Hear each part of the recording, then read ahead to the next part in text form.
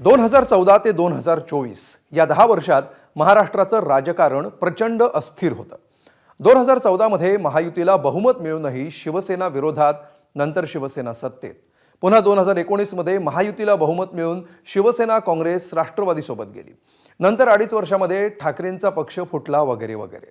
एवढं कमी म्हणून की काय, माजी मुख्यमंत्री पृथ्वीराज चव्हाण यांनी आज आणखी एक बॉम्ब फोडला. 2014 सालीच शिवसेनेला सोबत घेऊन काँग्रेस राष्ट्रवादीनं सत्ता स्थापन करण्याचा प्रस्ताव आला होता असा दावा त्यांनी केलाय. यावरून राज्यात रंगलेल्या राजकारणावरचा हा स्पेशल रिपोर्ट. माजी मुख्यमंत्री पृथ्वीराज चव्हाण सध्या दररोज नवनवे दावे आणि गौप्यस्फोट करतायत. त्यांच्या पिताजींना आम्ही काँग्रेसमध्ये घ्यायचा प्रयत्न मुख्यमंत्री असतो. सोनिया गांधींची परवानगी घेतली, मला मंत्री करा निवडणूक लढावी लागेल. तर काय अजेंडा आहे तर त्यांना माहिती असेल.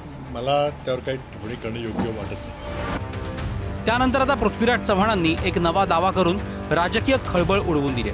2019 साली झालेल्या महाविकास आघाडीचा प्रयोग 2014च्या विधानसभा निवडणुकांच्या निकालानंतरच होणार होता तसा प्रस्तावही आला होता. मात्र आपणच तो फेटाळला आणि 5 वर्षांनंतर तोच प्रस्ताव घेऊन आपण दिल्लीला गेलो असा दावा पृथ्वीराज चव्हाणांनी केलाय. की शिवसेना, काँग्रेस आणि राष्ट्रवादी एकत्र येऊन सरकार स्थापन करावं हा प्रस्ताव पहिल्यांदा मला वाटतं डिसेंबर 14ला माझ्याकडे आला होता. कोणाकडे? मित्रपक्षाकडून की आपण तिघं मिळून सरकार करूया. किती 2014 ला आमचा पराभव झाला, भाजपचं सरकार आलं, त्यावेळेला आलं होतं की यांना घालूया आपण तिघं मिळून करूया. बाकी पुढचं काय कोण होणार कोण ते नव्हतं झालं होतं. मी तिथल्या तिथं उभ्याच प्रस्ताव रिजेक्ट केला. म्हणजे पहिला प्रस्ताव कोणी आणला? ते नव्हतंच पुढचं होतं. मूळ कल्पना एकत्र यायचं का, मग नंतर पुढच्या गोष्टी. तिथंच प्रस्ताव रिजेक्ट केला की आमच्या पक्षाला शिवसेनेवर जाणं मान्यच होणार नाही. पण मला मी जर गेलो प्रस्ताव घेऊन तर मला तिथं ओरडतील तिथे आमचे नेते. पण 19ला मीच तो प्रस्ताव पुढे दिला. का नेला? देवेंद्र फडणवीस मुख्यमंत्री झाले, ज्या प्रकारे त्यांनी 5 वर्ष राज्य केलं, ज्या प्रकारे त्यांनी जवळजवळ 175 काँग्रेस राष्ट्रवादी नेते फोडले, साखर कारखान्याचे नेते फोडले, ईडीची भीती, सीबीआयची भीती, तुमच्या सगळ्यांच्या भीत्या घालून, इन्कम टॅक्सची भीती घालून कारखान्याचे कर्ज बंद करतो, कारखाने लाव करतो. ती 175 यादी माझ्याकडे आत्ता आहे.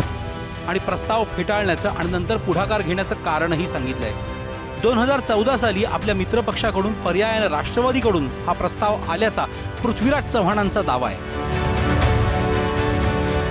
सोबतच तेव्हाच्या अखंड राष्ट्रवादीमध्ये अस्वस्थता आपल्याला दिसली होती असं पृथ्वीराज चव्हाण म्हणाले. माझ्या मंत्रिमंडळामध्ये असणारे लोक, माझ्याबरोबर काँग्रेसमध्ये ज्येष्ठ सहकारी ते आज बीजेपीमध्ये आहेत आणि त्यांचा आमचा संवाद असतो. कधी कोण विमानात भेटतं, कधी कोण कुठेतरी भेटतं, काय कसं चाललंय, गमतीने विचारतो काय चाललंय, चर्चा होते.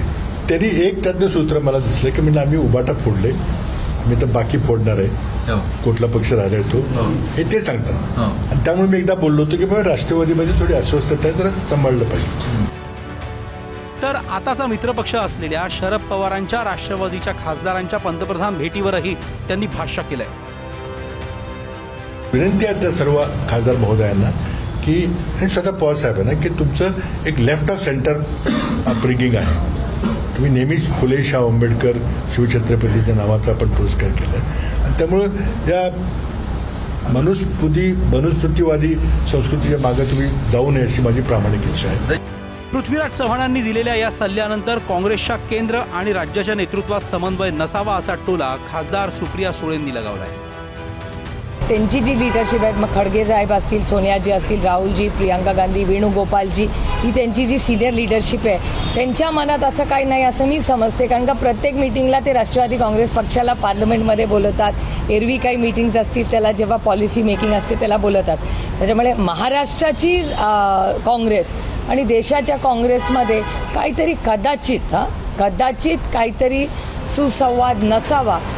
पृथ्वीराज चव्हाणांनी राष्ट्रवादीबाबत केलेल्या दाव्यांवर त्यांच्या सहकाऱ्यांनी जपून बोलणंच पसंत केलं असलं तरी नाना पटोले यांनी काँग्रेसमध्ये समन्वय नसल्याचा दावा करणाऱ्या सुप्रिया सुळेंना या निमित्ताने एक सल्लाही दिलाय.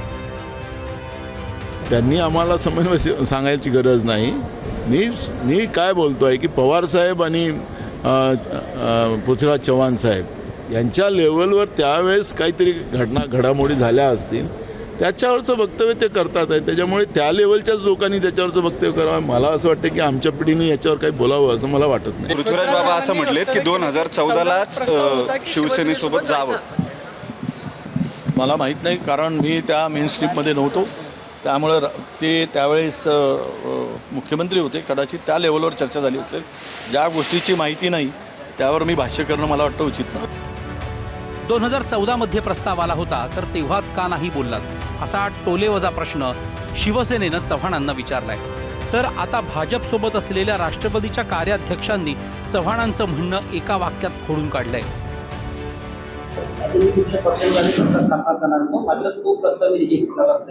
कोणी सांगितलं?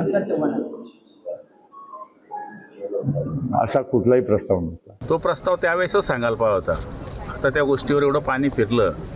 शेवटी पृथ्वी गोल आहे, त्यामुळे पृथ्वीराजांनी ते सांगितलं. पण आतापर्यंत आपण नेहमी म्हणत आलोय की शिवसेना कधीच काँग्रेस सोबत जाणार नाही. जी काँग्रेस सोबत शिवसेना गेली ती काँग्रेस. आम्ही गेलोच नाही ना काँग्रेस बरोबर. काँग्रेसमुळे गेल्यामुळेच आम्ही आमच्या मूळ विचारावर आलो, त्यामुळे उठाव झाला. तर भाजप नेत्यांनी या निमित्ताने पृथ्वीराज चव्हाण आणि उद्धव ठाकरेंना टार्गेट केलंय. पृथ्वीराज चव्हाणजीला विनंती आहे की भूतकाळामध्ये कोणी आता विश्वास ठेवत नाही. वर्तमान आणि भविष्य यामध्ये पृथ्वीराज चव्हाणजींनी काळजी घेतली पाहिजे. महाराष्ट्राच्या राजकारणातला विश्वासघातकी दगाबाजपणा उद्धवजींच्या पक्षाने केला. 19ला दिसला, 14ला लपला.